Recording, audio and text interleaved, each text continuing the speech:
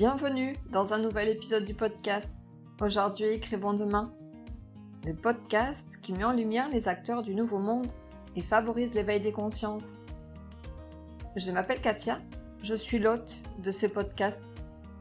Je vous propose de découvrir comment des humains engagés et conscients participent aujourd'hui à la construction du monde de demain, le nouveau monde.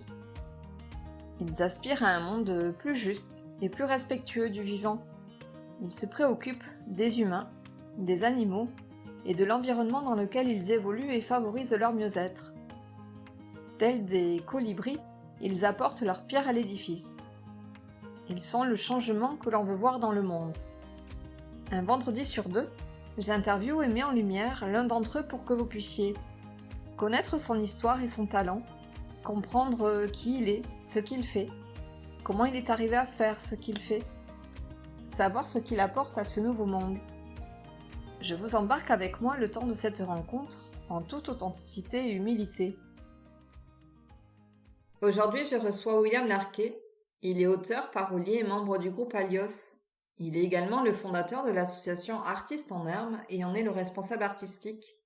William se présente comme un poète et il met au service des autres sa passion pour la musique des mots qu'il manie avec aisance et avec beaucoup d'humour. Il me reçoit chez lui, au Petit Comte, au milieu des pins et dans un endroit particulier. Je vous invite à vous immiscer dans notre conversation.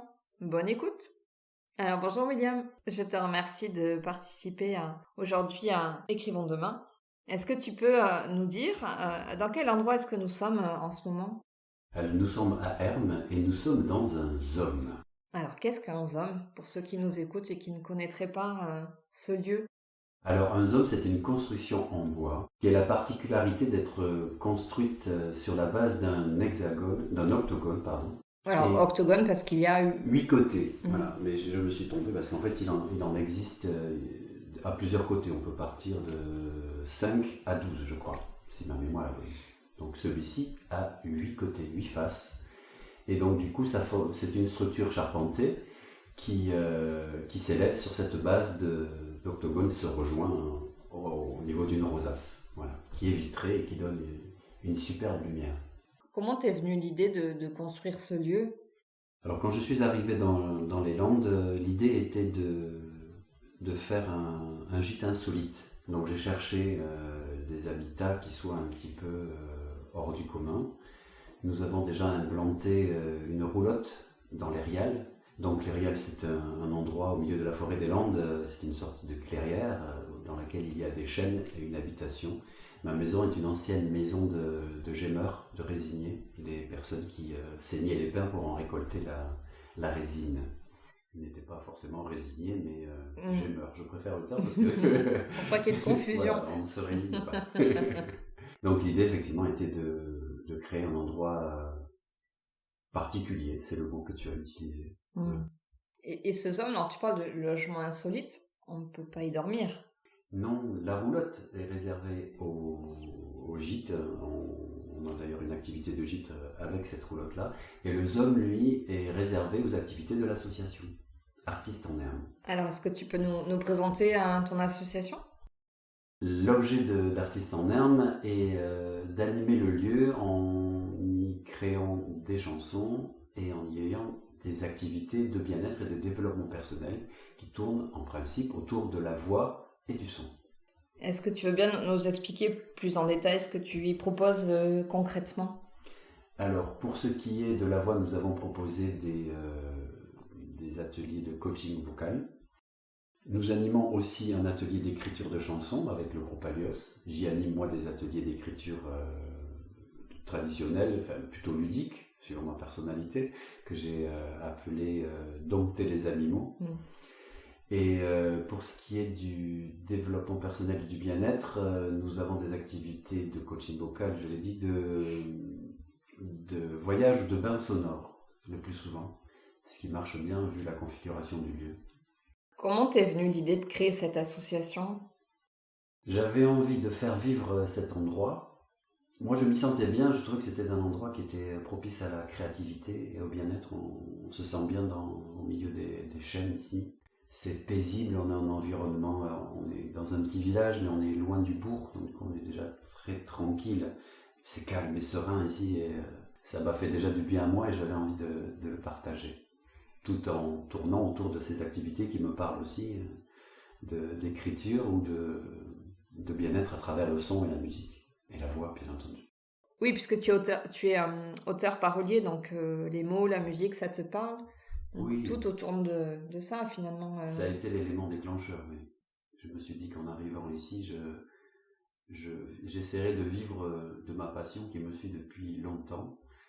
J'ai bricolé, entre guillemets, j'ai eu des groupes, j'ai participé à d'autres ateliers d'écriture, mais j'ai toujours fait ça en amateur. Et là, j'avais envie de vraiment me lancer plus professionnellement, entre guillemets, et d'avancer vraiment avec ma passion. Depuis combien de temps est-ce qu'elle existe, ton association ? L'association a 2 ans et demi maintenant. Et pourquoi Artiste en herbe ? Alors, j'ai cherché, au début, je cherchais à faire un jeu de mots avec le Zome, justement. Puis je tournais, je n'y arrivais pas. Et la filleule de Gilles, mon mari, est arrivée un jour, il m'a dit « Hey, artiste en herbe, ça serait bien ». Alors, c'est pas moi qui l'ai trouvé, mais j'ai trouvé la formule très sympathique. Artiste en herbe, à herbe, artiste en herbe. Donc, je l'ai adopté, avec son autorisation. Merci Marion. Petite pensée pour Marion, si oui. Tu nous écoutes. Est-ce que tu peux nous parler de la raison d'être de ton association, le pourquoi ? C'est une question qui est ancrée profondément en moi en fait. Je ne sais pas si je l'ai véritablement formulée, mais j'avais ce désir qui se rapproche de ce qu'on pourrait avoir comme valeur, d'être dans le partage, l'échange et la création, la créativité. C'est quelque chose qui moi me porte depuis longtemps et j'avais envie de créer un lieu où ça pourrait être partagé en fait. Est-ce que tu avais d'autres expériences de lieux comme celui-là qui ont pu t'inspirer et te permettre de créer le tien ? Pas vraiment. C'est vraiment en revenant ici, parce que c'est une maison quand même qu'on avait depuis un petit moment. Ça a été de l'ordre du ressenti. Je me sentais tellement bien dans cet endroit. D'ailleurs, j'ai encore aujourd'hui du mal à le quitter. Et je m'auto-confine presque. Mais bon, on a eu l'expérience des années passées, nous y reviendrons peut-être. Mais c'est vraiment c'est né de ce que je ressentais dans ce lieu et cette envie cette impression de bien-être, cette envie de le partager autour de la création et pour ce qui me concernait, effectivement, c'était des mots. Maintenant, ça s'élargit en fonction des intervenants et des rencontres. Il n'y a rien de plus précieux que les rencontres dans la vie. Oui, parce que tu dis que cette association, elle n'a que 2 ans et demi, elle est toute jeune. Qu'est-ce qui t'a amené à faire ce que tu fais aujourd'hui ? Parce que tu as fait bien d'autres choses avant ça. Oui, alors l'idée au départ, c'était de créer mon emploi, évidemment. Et j'ai été incubé, c'est le mot, par l'association Ploux pendant une année, qui m'a aidé à réfléchir à ce qui était possible et surtout à me ramener sur terre, parce qu'en tant que poète, j'ai tendance à vite laisser mon imagination m'emporter et le retour dans le concret est pas toujours évident pour moi. J'ai du mal à m'ancrer, j'y travaille. Donc notamment tout ce qui était côté financier, j'ai bien vu que c'était mon projet de vouloir créer mon emploi était assez irréaliste, ou alors il faudrait avoir une activité journalière et c'était pas forcément le but à la base, puisque j'ai aussi le groupe Alios qui me prend du temps. Donc c'est très chronophage, surtout que j'ai voulu me monter en association. Ça fonctionne comme ça, c'est une structure qui est juridiquement intéressante. Mais je suis le fondateur, je suis parti seul dans l'aventure et j'ai du mal à fédérer des gens autour de moi pour que ça devienne vraiment un projet interactif. Mais aussi, il faut que je vois ce que je suis capable de lâcher, etc. C'est l'étape à venir maintenant, essayer de créer vraiment un collectif. Maintenant que l'idée est lancée, la structure est montée, le lieu est fait, faut arriver à trouver des personnes, des bénévoles qui viennent s'impliquer dans l'organisation et se présenter, peut-être, j'aime pas ce mot, mais moins en consommateur de la structure, des activités que l'on nous propose. Oui, quelque chose de participatif. Voilà. Voilà. Quand on retrouve déjà dans les ateliers d'écriture, il y a vraiment cette idée de création collective, mais là, on revient vraiment dans le côté pratique, être accompagné, avoir une petite équipe qui s'élargit, ce serait super pour faire vivre l'association. Est-ce que c'était un des fondements de ton association quand tu l'as créée, ou c'est venu au fil du temps qu'il est devenu primordial de créer ce collectif pour faire vivre l'association et faire qu'elle puisse se développer Oui, ça devient important parce que je m'y épuise en fait. Et c'est là que ça devient dangereux. Il ne faut pas que j'arrive au bout de mon envie non plus, d'être saturé de cette idée-là, alors qu'elle est super. Et il ne faut pas que je perde de l'énergie, que je m'enfonce négativement, entre guillemets, dans ce processus. L'idée de l'ouvrir, ce serait fabuleux, mais c'est normal hein, pour une association. Elle n'est pas partie d'un collectif. Donc c'est parti d'une idée première qui venait que j'avais envie de partager. Maintenant, il faut que j'arrive à amener des gens à partager une idée assez personnelle au départ, et qui est née d'un lieu aussi, donc c'est pas évident. Mais on va y arriver. Quel bilan tu fais aujourd'hui là, des 2 premières années de vie de ton association? C'est parti sur les chapeaux de roue. Et puis là, cette année a été assez compliquée, peu de fréquentation. Mais j'explique pas trop pourquoi, parce que j'ai pas cessé de communiquer comme je l'avais fait avant. En discutant un petit peu avec les gens qui ont des structures comme ça, ou des artistes, etc., qui ont pu passer ici, il est vrai qu'il y a un après-Covid, et que les façons d'aborder ou de consommer, entre guillemets, la culture ont changé. Je le vois même avec le groupe Alios et avec les artistes que l'on peut fréquenter. On a l'impression qu'il y avait une sorte de hiérarchie dans les artistes, et maintenant ceux qui tournaient dans les grandes salles sont amenés à faire des salles plus petites, et tout est descendu. C'est-à-dire les gens qui faisaient des petites salles se retrouvent à faire maintenant des concerts à la maison, ou dans des petites salles ici, comme on peut proposer, puisqu'on fait aussi des concerts à la maison ici. Et le contexte vraiment a changé. Donc je me dis que c'est ça, les gens peut-être ont moins d'argent à consacrer, un budget peut-être inférieur à consacrer à la culture aussi. Je n'ai pas encore suffisamment de recul, mais par rapport à l'année passée, c'est sûr que l'activité a bien baissé en cette année 2023. Tu dis en fait que c'est le rapport à la culture qui a changé. J'ai l'impression. L'accès, l'envie, par rapport aux manifestations que tu proposes, tu parles des artistes qui viennent parce que tu proposes aussi des concerts. Oui, des rencontres artistiques comme je les appelle. Oui. Parce que c'est vraiment très intime, et si d'un coup la jauge est à 30 personnes, quand il y a un artiste qui est là, on est vraiment avec lui dans le... Oui, dans des concerts très intimistes, ouais. Privés. Des concerts à la maison, c'est ça. Ouais. Est-ce qu'il n'y a pas finalement une évolution? Est-ce que c'est... Quand tu dis les grands artistes entre guillemets, ont quitté les grandes salles pour venir dans les plus petites, et ceux qui étaient dans les plus petites finalement finissent chez l'habitant. Est-ce qu'il n'y a pas finalement plus d'accessibilité aussi à la culture, en fait, ou différemment? Elle est différente. Plus de proximité aussi finalement. Plus de proximité, ouais, c'est ça. Ça fait peut-être partie du nouveau monde, d'aller plus à la rencontre des artistes véritablement que dans des concerts gigantesques, finalement là on consomme la culture. On va voir un artiste que l'on aime, qui passe en radio. C'est bien, le fait qu'on rencontre les artistes, qu'on arrive vers plus d'échanges et de partage finalement. Pour les structures comme la mienne ou d'autres, il y a quelque chose à mettre en place en fait, de différent, qui s'installe petit à petit. Et Marc Jacques est venu là récemment, me disait qu'il y a une autre façon de faire. Et ceux qui sont coincés, entre guillemets, dans le schéma précédent, ont du mal à passer la transition. Mais quand tu es suffisamment ouvert, justement, sensible à rencontrer les gens, et lorsque tu es chanteur ou lorsque tu es auteur, tu écris pour partager. Donc du coup, ce partage dans la proximité est beaucoup plus intense. Donc il faut être prêt à ça aussi. Quand on est artiste, il y a aussi le masque de la scène. Quand on est sur la scène, on peut être très détaché de son public. Et là, c'est une façon de voir les choses. Et là, du coup, maintenant, on est amené à plus de proximité, plus d'humilité aussi peut-être.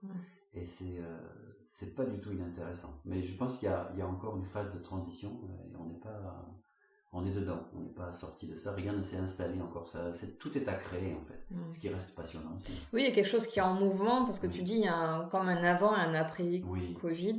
Tu dis oui, il y a un avant et un après Covid, en tout cas il y a quelque chose qui change dans les modalités Ici, tu dis, on peut être une trentaine de personnes à pouvoir participer à un concert. C'est vrai que il y a quelque chose de très particulier à pouvoir être si près de l'artiste. Sur un même espace, parce qu'il n'y a pas de scène, du coup, on est sur le même plancher. Et oui. Et est-ce que tu as des demandes des artistes? Tu as déjà organisé quelques concerts. Récemment est venu Magja. Est-ce que tu en as d'autres de programmés à venir, des demandes à programmer? Comment? Oui, alors je suis pas sur du long terme, mais samedi prochain, on a Anthony Mazer qui doit venir. En fin de mois, le 30, on a des slammeurs togolais qui sont venus l'année dernière, qui reviennent, les Fils du Soleil. Ils vont même animer un atelier d'écriture l'après-midi. Alios va se produire dans le cadre de la fête de l'association, ce sera le dimanche 2 juillet. Et en septembre, j'ai la slameuse Kamikaze qui devrait venir pour présenter aussi un atelier et un concert. Voilà, pour les artistes, voilà, j'ai pas pour l'instant de vision plus loin, mais je fonctionne comme je disais tout à l'heure. Les rencontres pour moi sont très importantes et c'est au fil. J'ai pas une programmation à long terme parce qu'on est une petite association, puis c'est pas non plus le but d'avoir encore. Peut-être ça viendra, je le souhaiterais. Je démarche pas pour l'instant. Je laisse les gens venir à moi. Tu ne prospectes pas. Je ne prospecte pas, non. Voilà. Donc on lance un appel si vous avez envie de venir proposer un atelier de bien-être, de chansons, un concert, contactez William au petit compte. Exactement. On laissera toutes les coordonnées à la fin. Mais tu parlais tout à l'heure de transition et de nouveau monde, puisque c'est aussi comme ça moi que j'appelle peut-être du moins ce monde qu'on a envie de créer ou qu'on est en train de créer finalement. Qu'est-ce que c'est pour toi le nouveau monde? Je sais pas si j'ai une vision véritable. Enfin, c'est plus un concept, ou ce serait plutôt un état d'esprit où on sortirait quelque part de cet ultra-capitalisme et de cet individualisme, et où on reviendrait à quelque chose qui est somme toute naturel. Et je pense que ça se passait autrefois dans les civilisations anciennes. Il y avait quelque chose de plus simple, de plus humain, vraiment dans la relation, où chacun trouvait sa place, où il n'y avait pas de marchandisation, c'est-à-dire quand c'était un service d'échange naturel. Un exemple, dans les Pyrénées, j'ai une bergerie là-bas que j'ai achetée il y a quelques temps, où j'aime bien me ressourcer aussi. J'aime bien les endroits un peu isolés, vous l'aurez compris, un peu particuliers. Et on a rencontré un ancien qui nous racontait comment se construisaient les bergeries, justement. Les gens, au passage, amenaient des pierres au fur et à mesure. Ils faisaient un gros tas de pierres au fur et à mesure des allées et venues, chaque jour. Et quand il y en avait suffisamment... Chacun apporte sa pierre à l'édifice. À l'édifice, voilà, la parabole. Le colibri, oui. Ouais, très belle image. Et quand il y avait suffisamment de pierres, tout le village s'y mettait. Et du coup, quand on prévoyait de faire une bergerie, on la faisait pas forcément pour soi, on pouvait la faire pour ses descendants. Enfin, il y avait une vision à long terme, une vision de communauté. Et cette image de la bergerie, pour moi, elle est l'image de ce que devrait être le nouveau monde, un nouvel état d'esprit, et dans une démarche plus collective, moins consumériste, et plus, j'ai envie de dire, plus juste aussi, parce que chacun trouve sa place, chacun met ses talents comme il l'entend, à la juste mesure de ce que ce doit être, pour qu'il y ait un intérêt à la collectivité aussi, qu'on retrouve sa place dans la collectivité, que la collectivité vive du fait de chaque individualité, et non pas l'inverse. Ce serait ça le nouveau monde. Et toi, qu'est-ce que tu penses pouvoir apporter à ce nouveau monde? Une façon de voir les choses déjà. Je pense que chacun, tu reprends l'image du colibri, chacun amène ce qu'il est, ce qu'il sait faire, son savoir-être, son savoir-faire, et petit à petit contribue à construire ce nouveau monde. Même si je suis un artiste, donc j'ai pas toujours l'impression d'être sur la ligne de front, d'être dans les choses les plus primordiales, mais en même temps, ça contribue. Je vois quand les gens sont passés ici, il s'est passé quelque chose. Je ne veux pas dire qu'il y a un avant, un après, mais disons il y a un maintenant en tout cas. Il se passe quelque chose quand on est ici, ça c'est sûr. Que l'on soit dans ton jardin, au milieu des chênes, dans ton zone, enfin, il y a quelque chose de particulier, oui, ici. Et qui appelle à être au présent, je crois. Et Complètement. Voilà. Et je crois que le nouveau monde, le monde d'après, se construira en revenant au présent. Voilà, on est là maintenant, on y est pleinement. Et voilà, moi, je pense que ça m'est utile à moi parce que même moi, je suis pas toujours très ancré. Donc du coup, c'est pas innocent parce que ce que je propose, c'est en miroir avec ce que je dois faire moi aussi. Donc voilà, ma petite pierre, c'est peut-être ça. De par mon parcours personnel, l'endroit que je propose, c'est qu'est-ce qu'on fait maintenant pour après, éventuellement, on peut en discuter, mais en tout cas, soyons là maintenant ensemble. C'est ensemble et maintenant. Et est-ce que la crise que l'on a traversée a eu une incidence dans ton projet, ou est-ce qu'elle a donné une orientation, une directive? Est-ce que, comment dire, quelle influence cette crise a eu dans ton projet? Parce que tu dis que ton association existe depuis 2 ans et demi. Oui, nous avions déjà vécu la période du confinement, pour resituer les choses, parce que là on est on est le 31 mai aujourd'hui. Ça fait 3 ans qu'on a été confinés pour la première fois. Oui. Ton association a été créée depuis. Oui. Comment ça a été impacté en fait ton projet? Le lieu, le ZOM et la dépendance ont été construits pendant le confinement en 2020. Tout ça s'est fait comme ça. Donc c'est un projet auquel tu avais réfléchi? C'est un projet auquel j'avais réfléchi avant, ouais, tout à fait. Parce que je suis arrivé moi ici en 2017. Donc le temps de réfléchir, de mettre les choses en route. Je pense que l'idée était déjà là avant. Je pense que c'est les rencontres en fait qui ont nourri aussi ça après. Parce que le fait d'avoir été confiné, toutes les manifestations qui ont eu lieu après, auxquelles nous avons pu participer, ont ouvert un nouveau regard sur notre société. Dans ce genre je parlais, le fait de changer de paradigme en fait. Et là, ça a permis des rencontres et de voir que ce nouveau monde effectivement était en marche. Je pense que ça a été révélateur de ces manifestations, même si ça n'a pas eu de réelle influence sur nos gouvernants qui s'enferment de plus en plus dans leur tour d'ivoire. Ça a permis de voir à ceux d'en bas, entre guillemets, que nous étions là, bien vivants, et qu'il y avait des capacités de solidarité énormes. Et qu'on peut, je pense, vivre sans ce sommet de la pyramide, et qu'il faut juste en prendre conscience. Ça, personnellement, ça a été très important. Et après, pour ce qui concerne l'association, pour revenir à ta question, c'est les gens qui sont venus ici, qui étaient dans cette même dynamique. C'est assez curieux, en fait. Comme si ça avait été... ce lieu avait été aussi... ça avait capté ces énergies-là. Aimanté, catalysé. Voilà, exactement.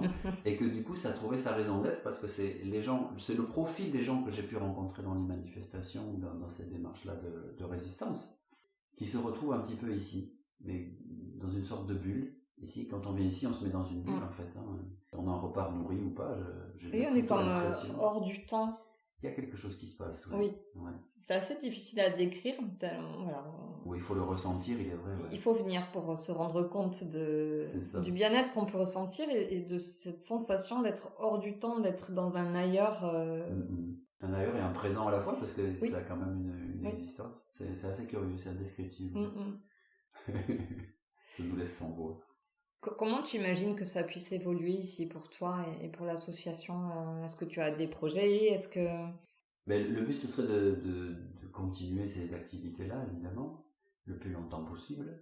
Et je pense que la suite et la solution, c'est effectivement de créer un collectif. Oui, il n'a pas besoin d'être très large, mais 3 personnes, ça suffirait, à mon avis, même 2, ça irait, 2 de plus que moi, pour créer cette dynamique, pour éviter que je ne m'essouffle, en fait, dans la volonté de poursuivre. Oui, ça passera par le collectif et c'est à l'image de ce nouveau monde finalement. Peut-être que ça m'appelle aussi moi à dire il faut t'ouvrir davantage. Je suis bien là moi dans mon cocon ici, mais... Oui, de réfléchir aussi à un autre mode de fonctionnement pour pérenniser l'association. Exactement, oui.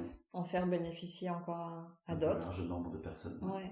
Comment est-ce qu'on peut avoir connaissance de l'existence de ce que tu fais, de ton association, de ses activités? Alors on communique surtout par les réseaux. Donc nous sommes sur Facebook, Instagram. On a une chaîne YouTube depuis peu où j'ai fait faire une vidéo du lieu qui représente le lieu. très belles images avec un drone et tout, on a bien rigolé, c'était sympa. Ça marche aussi par mailing en fait, quand je reçois les personnes, je prends les adresses mail et après je fais une sorte de, c'est pas véritablement une newsletter, mais disons que j'envoie le programme chaque mois avant qu'il commence. Là, le programme de juin est parti la semaine dernière. Voilà. D'accord. Ça reste encore par ce biais-là. J'ai essayé de faire quelques tentatives de presse, mais après c'est pareil, il faut s'y tenir et j'y pense pas forcément. Voilà. C'est toute cette organisation, les outils sont là, mais il faudrait une équipe pour gérer un petit peu tout ça. On va y arriver. Parce que c'est une association qui gagne vraiment à être connue par les activités qu'elle propose, par le lieu. Oui, il y a beaucoup de potentiel, ça c'est certain. Ouais. C'est certain. Qu'est-ce que tu as pu animer par exemple ou proposer comme atelier sur ces 2 dernières années pour donner une idée de ce que tu fais ici? Oui, alors on a proposé du coaching vocal, les ateliers d'écriture que je fais moi-même, ou alors on a pérennisé un atelier annuel d'écriture de chansons. Mais le 2 juillet, on va faire la restitution de notre atelier avant le concert d'Alios. On a fait tout ce qui est activité de bien-être autour du son, donc les voyages sonores, les mantras, les moments de méditation. Et il y a eu aussi des activités plus dans le développement personnel ou la spiritualité. On a eu un atelier sur le pendule, on a eu un atelier sur les flammes jumelles, on va avoir un atelier sur Tarot de Marseille et un atelier sur le jeu de Tao. Puis bien sûr les petits concerts, les rencontres artistiques. Bien sûr. On a accueilli des artistes pour tourner des vidéoclips ici. On a eu 3 clips qui ont été tournés ici, 4 même. Et puis un des objectifs, évidemment, c'est j'ai oublié cette part-là, comme quoi je ne suis pas toujours structuré, c'est de créer un lieu de résidence artistique. Voilà, ça va être le gros fer de lance à venir. En dehors des activités bien-être et développement personnel, d'essayer du côté artistique, comme je disais tout à l'heure, le fait comme ça, c'est en train de changer aussi. Des petits lieux comme ça vont devenir importants et l'idée ce serait d'accueillir les artistes pour un moment de création et d'avoir une restitution comme on le fait avec l'atelier d'écriture dans un moment très intimiste où vraiment il y a le terme de rencontre artistique aurait vraiment tout son sens et ce serait aussi le moyen pour les artistes de récupérer un peu d'argent pour payer la résidence. Enfin, ça pourrait être trouver un modèle économique viable aussi. La grosse orientation, ça va être ça. Développer un collectif et c'est ce côté résidence artistique. Est-ce que c'est toi qui anime la résidence artistique ou les artistes sont autonomes dans la gestion de leur résidence? Ça dépend de l'objectif de leur résidence en fait, pourquoi ils viennent ici. Si c'est pour... bien sûr, moi je mets mes services d'auteur à disposition pour dans vraiment une démarche de création de nouveaux textes, de nouvelles chansons, ça pourrait tout à fait marcher, je le propose à côté. Mais après, ça peut être simplement pour créer de nouvelles morceaux, répéter tout simplement un répertoire et le proposer en sortie de résidence après. Tout est possible en fait en fonction des besoins de chacun. Pourquoi est-ce qu'ils auraient besoin de venir ici et qu'est-ce qu'ils ont envie de présenter après. Ça sera à la carte en fait, en fonction des besoins de chacun, chacune et chacun. Pour revenir aux activités que tu proposes, qui peut bénéficier de tes activités? Est-ce que tu accueilles des enfants, des adolescents, des adultes? Qui sont les participants à tes ateliers aujourd'hui? Alors j'ai envie de dire c'est ouvert à tous. Bon bien sûr il faut être adhérent, mais bon ça c'est n'importe qui peut être adhérent. Pour les activités, pour tout ce qui concerne l'écriture, c'est plutôt à partir de 10 ans pour avoir une aisance à manier les mots. Pour les idées, je ne me fais pas d'illusions. Les enfants ont un imaginaire incroyable, ça c'est très bien. Il faut arriver à le poser, à le verbaliser, à l'écrire. Maintenant, pour tout ce qui est des autres activités de bien-être, je suis pas sûr qu'il y ait de limite d'âge. C'est ouvert à tout le monde. À qui veut bien y venir. À qui s'y sent. À qui ça parle. Oui, voilà, tout à fait. Bah écoute, on arrive peut-être vers la fin de cette rencontre. Est-ce qu'il y a une question que je ne t'ai pas posée que tu aurais aimé que je te pose? Bonne question. Non, je crois qu'on a fait le tour. Du moins, est-ce qu'il y a peut-être quelque chose que tu aurais aimé partager, que tu n'as pas eu l'occasion de partager encore? C'était les résidences artistiques, mais du coup, c'est venu. Voilà. Oui, c'est aussi un point fort de ce lieu, peut permettre d'accueillir des artistes sur plusieurs jours, puisque tu peux aussi les héberger voilà, c'est ça. sur site. Mais je trouve que la résidence artistique le lien en fait entre le gîte et les activités de l'association. Donc c'est le nœud central et ça aurait dû être plus évident dès le départ. Je l'avais déjà dans un coin, mais là je me dis vraiment que maintenant c'est l'axe qu'il faut que je maintienne. Est-ce que tu vis de la musique, William? Non. Non. Non. Comme souvent dans ma vie, j'ai un petit peu mis la charrue avant les bœufs. Je pars bille en tête. Et même là, je suis en train de réfléchir pour justifier mon étiquette d'auteur parolier. Parolier, il n'y a pas de souci. Mais d'auteur, à publier ce que j'ai écrit. Donc j'ai du théâtre, j'ai des recueils de poésie, des contes, des nouvelles.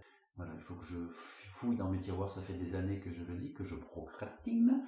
Donc là, ça devient pour moi une sorte de caution. Il faudrait que j'ai publié. Pour se sentir plus légitime dans ce que tu Exactement, proposes. Ah, fichu sentiment d'imposteur. d'imposteur. Voilà. Non, mais même ce serait une façon de concrétiser les choses, de les ancrer dans la matière, hein, encore une fois. Hein, le poète, c'est bien joli, mais il faut revenir un petit peu dans la matière. Donc c'est une information en avant-première que tu nous livres là. Peut-être bien. Voilà, qui sait. Voilà. Ou maintenant que c'est posé et ancré dans la matière, il va falloir passer à l'action pour concrétiser ça. Bon, tu nous tiendras au courant lors de tes publications. Exactement. Oui. Sans problème, avec plaisir. Alors pour finir, est-ce que tu accepterais de répondre à quelques petites questions d'un portrait chinois? Tu sais, le jeu Si tu étais... Allez, soyons fous. Ouais. Allez. Alors, toi qui es un grand gourmand, si tu étais un plat... Ah, alors un gâteau, évidemment, avec du chocolat. Mais sinon, ce serait une salade composée. Une salade composée. Ouais, une salade composée. Chacun avec tous les ingrédients, pour les couleurs, pour le goût. À l'image du lieu aussi, chacun amène ses saveurs, ses couleurs. Voilà, une salade composée. Une salade composée. Avec les fruits de saison, les légumes de saison plutôt. D'accord. Voilà. Est-ce que c'est une salade composée que tu nous as préparée pour midi? Non, j'ai prévu un couscous, mais c'est aussi composé, hein, il y a plein de couleurs et il y a plein de légumes. Tout à fait. Si tu étais un livre, lequel serais-tu? Le Petit Prince de Saint-Exupéry. Parce que imaginaire, parce que enfance, parce que philosophie. C'est une merveille ce livre. Est-ce qu'il est sur ta table de chevet? Il est dans ma bibliothèque et contrairement aux autres, il n'est pas rangé de profil, il est rangé de face. Comme ça, quand je l'ouvre, je le vois. Si tu étais un dicton? Soit le changement que tu veux voir dans le monde. Tu me l'as piqué celui-là aussi. Ouais, je crois que beaucoup l'utilisent, mais il est tellement en phase avec le nouveau monde justement. Il y a aussi ne fais pas autrui ce que tu voudrais pas qu'on te fasse. Dans le respect, dans les devoirs. Tu choisiras celui que tu veux, pour pas que je te pique. Quoi que ce soit, moi on peut le partager. On peut le partager. Du moins c'est ce qui nous réunit. Oui, tout à fait. Nous unit. Est-ce que, voilà, si tu étais un film? Alors un film pour le côté, il y a un film que j'aime beaucoup, il est vieux, hein, mais c'est Chantons sous la pluie, comédie musicale. Ça te va tellement bien. Mais c'est ça, la folie, cette folie démesurée. Bon, il y a le côté hollywoodien certes, mais il y a quand même une morale dans ce film puisque ça se passe dans un contexte historique du changement de cinéma où le cinéma muet est passé au cinéma parlant. Et du coup, il y a des conflits. L'actrice de muet a une voix horrible et elle se fait doubler par quelqu'un qui finalement finit par révéler ses talents. Et donc, du coup, c'est ce syndrome de l'imposteur aussi, ça parle aussi de ça. Enfin, il me parle beaucoup ce film. Et après, si on avait droit à une deuxième option par rapport au Nouveau Monde, ce serait La Belle Verte de Colin Serrault. Parce que justement, solidarité, les choses simples, ce retour à soi et au collectif et à des valeurs beaucoup plus humaines et participatives. Voilà, si j'ai droit à cette deuxième option. Oui, tu as. Ça va alors. Et si tu étais un super-héros?